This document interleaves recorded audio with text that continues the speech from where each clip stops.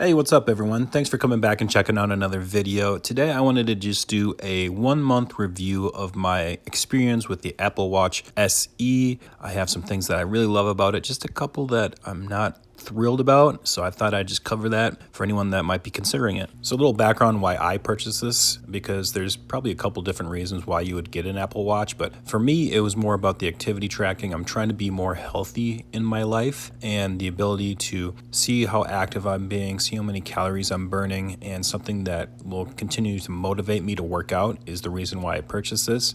And while that is the main reason, I also wanted to get the instant notifications on my wrist to see if I have to respond to something right away. I wanted to have something that was kind of an extension of my phone, so that if I wanted to keep my phone plugged in upstairs, I could just put on my watch and respond to texts or calls or see any sort of emails that I might be getting and that sort of thing. So that part was very intriguing to me as well. Now, the reason I went with the SE instead of the Series 5 or Series 6 is a couple different reasons, and the main one being price. Obviously, it's cheaper than the other two, but the only thing that it really lacks in terms of features compared to the other two is the always-on display. Now, for me, that wasn't a big deal. I'd totally fine just moving my wrist up to see the time and having it turn off when I'm not looking at it. I don't really need an always-on display or want it, to be perfectly honest. Also, it doesn't have the EKG sensor like the Series 5 or Series 6 does. Again, this was something that I thought was cool, but wouldn't necessarily use a lot, so I didn't feel like I really needed it or wanted to pay extra for it. The last is the oximeter that is on the Series 6. To measure the amount of oxygen in your blood. Now, I personally bought an oximeter a while back, which is just a little finger sensor that you can get on Amazon for really cheap. So if I ever feel like I need to measure that, I can instantly do it using that product. So again, it just was another feature I didn't really feel like I needed.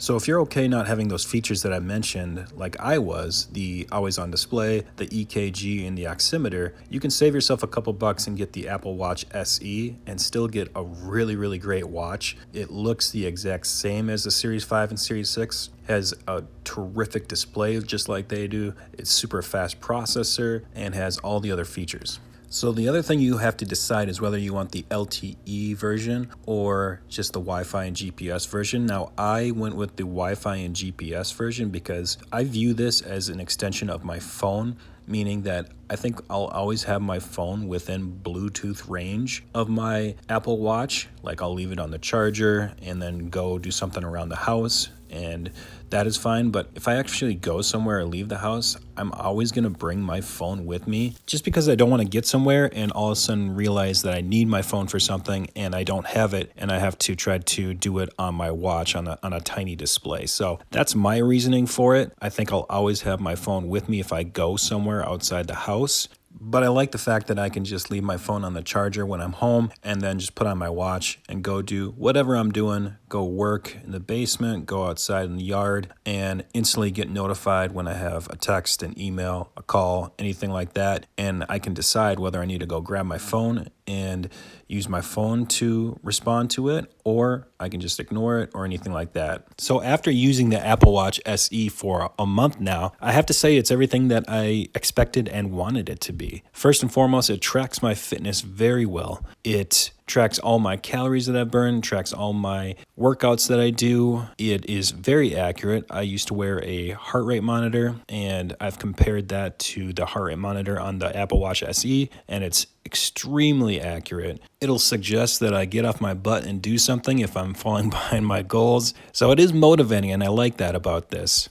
I also like the heart rate data that I get. I mean, like I said, it doesn't get the EKG, but it'll tell you, what your resting heart rate is, what your heart rate variability is, what your recovery rate is. And all that is very important data to really understand how fit you are and how your cardiovascular system is operating. I also like the sleep tracking on this. Now, the sleep tracking itself is pretty bare bones when you compare it to like Fitbit or Garmin, but it does give you kind of the data that you're looking for, how long you slept for, what your heart rate did during your sleep. You can kind of get good details off of how well you slept based on that. And then you also have some options to set schedules so that you can set what time you hope to go to bed and then what time you want to wake up. And during that time, it'll shut off notifications. It'll tell you, hey, it's time to go to sleep, or this is the time that you wanted to go to sleep at. And you have the option to wind down before that too, where basically it'll put the watch on silent so that you don't get notifications, to kind of try to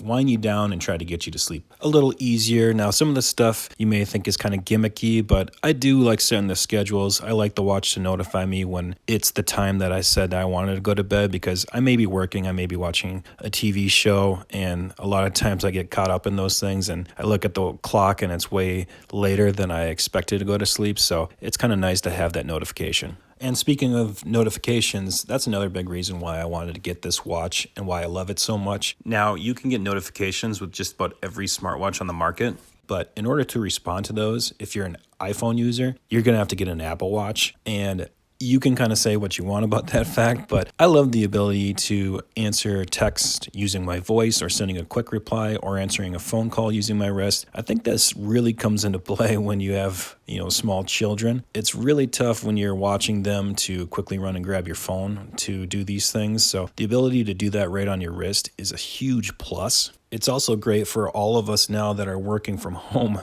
being able to get emails right on your wrist, because again, you get caught up doing stuff when you're working from home. You're not always sitting at your desk. So if your boss calls you or quickly emails you, you get that notification right on your wrist, you run back to your desk and you can answer it quick. So that's another huge plus for me. The other things I love, the screen is beautiful, it's bright, it's very responsive, and I think it's the perfect size and weight for my wrist. I have the 44 millimeter. Overall, I think they did a great job of engineering this product, and everything's super snappy. Now, I had the original Apple Watch 1 when it came out, and compared to this, it is night and day how much faster this is. Now, part of that is the software too. Obviously, they've been optimizing the software on watchOS, but the processor on the Apple Watch SE, super fast, super snappy. I'm no longer waiting with a spinning bar for most things. It happens right away. Now, there's just a couple things that I'm not super thrilled about with this purchase. And the first one has nothing to do with the watch itself at all. It's about the model that I bought. I bought the one with the rubber solo loop on it, and I have some issues with that solo loop. And my issues has nothing to do with sizing or fitting at all. I actually got one that I felt was the perfect size, and it has just the right amount of tension, sits on my wrist nicely. I don't feel like it's too tight, but I also don't feel like it's too loose. So I like the fit. It's just that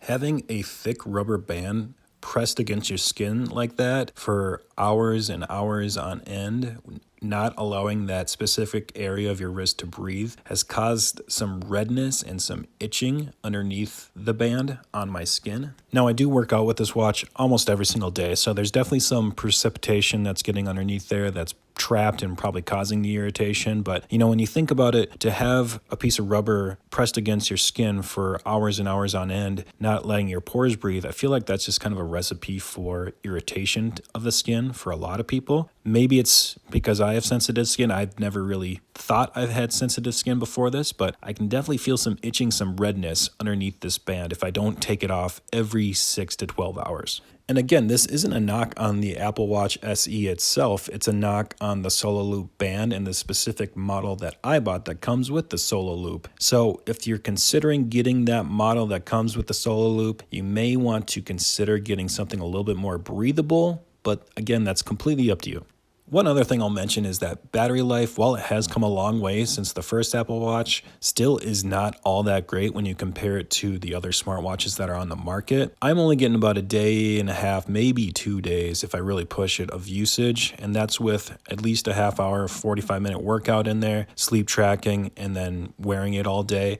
And it's sometimes tough to find time to charge this thing because you want it on your wrist all day for notifications and activity tracking. And then they finally added sleep tracking on there. So that's a nice feature that you want to take advantage. So you want to wear it at night. But again, this thing doesn't have the battery life to do this for days on end. So you have to find times to charge it, which can be difficult sometimes. However, the nice thing is that it does charge up nice and fast. So if you can find a half hour here or there or an hour to put it on the charger before you go to bed, you'll get enough juice to make it through the night or make it a couple more hours. So that's the nice thing about this. However, I really do wish that we could get 2-3 days of usage out of this without having to charge it. So to wrap this video up, guys, after a month of usage with the Apple Watch SE, again, it has met and exceeded my expectations. I'm very happy with it. I'll get a new band and it'll be just fine. Battery life, again, it's just something you kind of have to get used to charging when you can, and it may not be 100% charged all the time, but at least you can get that quick charge for half hour to an hour and get enough juice to get you through the day. So overall, I'm extremely happy with this thing. It's kept me active. It's given me more insights about my health and my heart, which is extremely valuable information when you're trying to stay healthy. It's kept me more connected, especially like I said, when I have a 2-year-old that's running around and I can't run and grab my phone to look at it for more than a second at a time. So if someone needs to call me or get a hold of me, I have my watch on me and I can quickly look and respond to things while keeping an eye on my 2-year-old. So, I mean, overall, like I said, extremely happy with this. So if you're okay without those features, the always-on display, the EKG, and the Oximeter, save yourself a few bucks, buy the Apple Watch SE. You won't be disappointed. In fact, you're going to love it. Again, guys, thank you for watching the video. Make sure you like, subscribe, and comment, and I'll catch you guys on the next video.